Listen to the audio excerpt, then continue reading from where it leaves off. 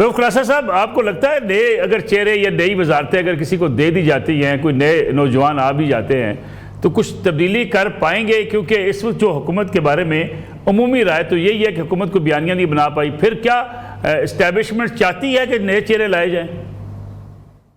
वैसे आपने बयानिया की बात की है दूसरी दफा कि हुकूमत बयानिया नहीं बना पाई।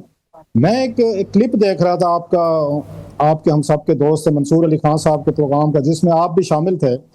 आपने जो मेरा ख्याल है 2-2.5 मिनट में बयानिया बनाया, वो पूरी हुकूमत पिछले 2.5-3 साल में नहीं बना सकी, या 4 सालों में। जो आपने वहां पे 2-2.5 मिनट में बताया सारे का सारा, आपने उसको समअप किया। सो जब इनके आपने नहीं सुना? मैंने सुना है। हाँ, मैं वही कह रहा हूँ, जो बयानिया इन्होंने नसरुल्लाह मलिक साहब ने 2-2.5 मिनट में बनाया, आजकल सोशल लाजवाब किया, वायरल हुआ है। आप भी राना साहब बनाते हैं, आप भी बहुत अच्छी बात है। राना साहब बड़े बाखबर आदमी है जी। नहीं, हो सकता है मतलब लोगों का डिफरेंस है, ओपिनियन अपनी जगह पे होते हैं, हजारों लोग पसंद, हजारों नापसंद करते हैं अपनी जगह पे, लेकिन जो बातें कर रहे थे वो बहुत ज्यादा लॉजिकल और वो लोगों को अपील करने वाली थी। अब ये लॉजिक अगर यहाँ पे राना आमिर इलियास साहब के पास भी है, या मलिक नसरुल्लाह साहब के पास भी है, नसरुल्लाह मलिक साहब के पास भी है, तो आपके जो वजीर जिनको आपने इतने बड़े बड़े ओहदे दिए हुए हैं, जिनको बड़ी बड़ी गाड़ियां दी हुई हैं, हाई प्रोफाइल दिया हुआ है, हट्टो बच्चों दिया हुआ है, उनके पास क्यों नहीं है? आपको कहीं से इस तरह की गुफ्तगू को नजर आती है? कोई लॉजिक पे, रीजन पे? हमेशा जब भी आएंगे कोई आपको किसी को वो थ्रेट देते आएंगे, धमकियां देते आएंगे कि जनाब हम ये कर देंगे, नए कवानीन ले आएंगे, कोई आपको पकड़ लेंगे, फलां को पकड़, ये पकड़ धक्कड़ वाला माहौल जो है ना, अब आपको नजर आता है। एक तो ये चीज। दूसरी चीज जो है, राना साहब ने अभी बातें की हैं, मैं फुली उनसे एग्री करता हूँ। मेरा ख्याल है उन्होंने 2-3 मिनट में पूरा का पूरा उन्होंने समअप कर दिया है पूरी आपकी फेडरल कैबिनेट को। और छोटा सा मैं इस पे हल्का सा डिफर जरूर करूंगा कि वो कहते हैं कि ये शायद कैबिनेट की खबर जो है, रिपोर्टर बाज़ दफा ख्वाहिश को खबर भी बनाते हैं। यस, जब रिपोर्टर के पास खबरें नहीं होती तो बनाने की कोशिश करते हैं, लेकिन एक हिस्टोरिकल ट्रेंड भी रहा है। आप नोट करें, अब सारे तीनों जो है पॉलिटिक्स को बड़ा मतलब नेटी से फॉलो कर रहे हैं। आपको बहुत सारी हुकूमतें बनते गिरते हम तीनों ने कम से कम देखी हैं, और हमें कुछ थोड़े से मिसालें भी हैं। ये हर 2-2.5 साल बाद हर हुकूमत अनपॉपुलर होती है, कोई भी होगी, आप पीछे पैटर्न उठा के देखें। और जो ही अनपॉपुलर होना शुरू होती है, इनकी ग्रिप इनकी लूज होना शुरू होती है, हनीमून पीरियड या इनका जो भी इनके दावे दूवे जो हैं एक्सपोज होना शुरू करते हैं, तो हमेशा गुफ्तगू शुरू हो जाएगी कि नए वजीर लेकर आए, और हर हुकूमत लेकर आई है। आप उठा के ट्रेंड उठा के देखें, राना साहब अपने किसी अच्छे लड़के को कहेंगे, इनको लिस्ट भी बना देगा।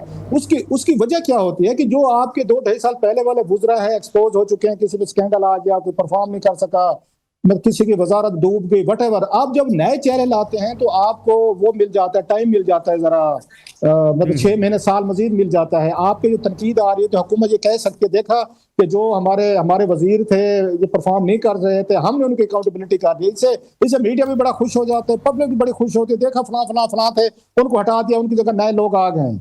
ये बेसिकली इसको मैं समझता हूँ टाइम बाइंग की एफर्ट होती है। ये पिछले हर हुकूमत में देखते आएंगे, 3-4 हटा देंगे, 3-4 नए लगा देंगे। सूबाई भी हुकूमतों में इसी तरह की चीजें पंजाब में भी हमने होती देखी है।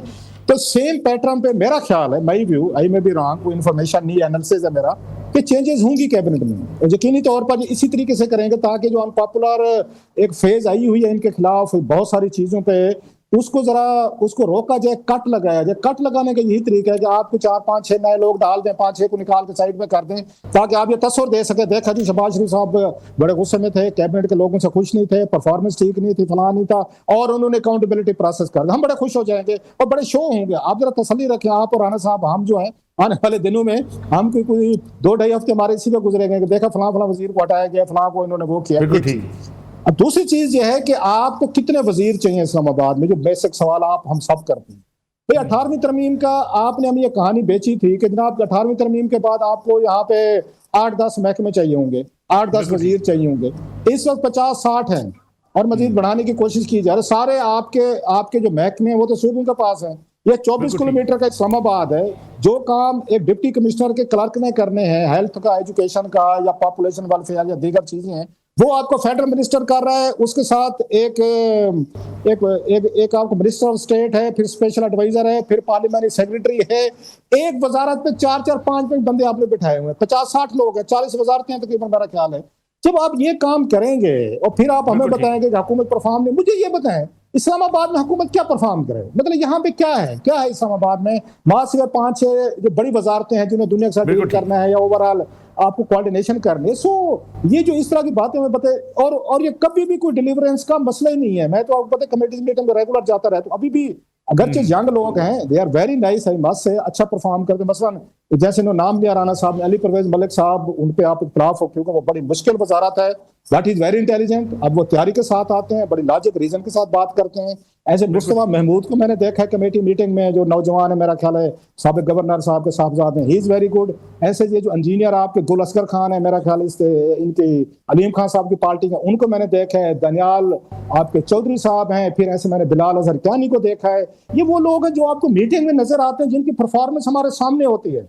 अगर इनको थोड़ा सा एलिवेट किया जाए, अगर इनको एक जगह दी जाए, पुराने जो बैठे हुए हैं, जो मिनिस्टर जो हैं, जिनके पास कोई नई बात को नहीं, नई रिसर्च नहीं है, नई चीजें नहीं है, नए आइडियाज नहीं है, और दूसरा उनको आगे कुछ नजर नहीं आता। अमेरिका की देखें, लास्ट बात लंबी होगी, अमेरिका के सबसे ज्यादा कामयाब पता सदर कौन रहे हैं? जॉन एफ कैनेडी से लेके आप बिल क्लिंटन या ओबामा तक है, जो 40s में थे या मैक्सिमम 50s में, 40s में मोस्टली सदर है, ये 40s में है।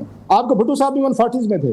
आप जब किसी बंदे को 60-70 साल वाले को, ठीक है वो वाइज लोग होते हैं, विजडम होती है, लेकिन उनके लिए महकमे कुछ और होते हैं। आप अगर इन आपके जो बुजुर्गान बैठे हुए हैं, अब उनको तो पॉलिटिक्स में फर्दर कोई नजर नहीं आ रहा। वो जहां पे खलीफे बन चुके हैं, जैसे हमारी सहाफत में खलीफे बन जाते हैं कि बस जी अब हमें काम करने की जरूरत नहीं है, सेम पॉलिटिक्स में भी खलीफे बन जाते हैं सर। अब हमें कोई, क्योंकि हमने जो हमने करना था, हमें मैक्सिमम लेना था, हमने ले लिया। जो यंग आदमी हो 30s में 40s में नजर आता है, उसको आगे को लाइफ नजर आती है, उसको मुस्तकबिल नजर आता है, और वो एफर्ट करता है, काम करता है। बिल्कुल ठीक है।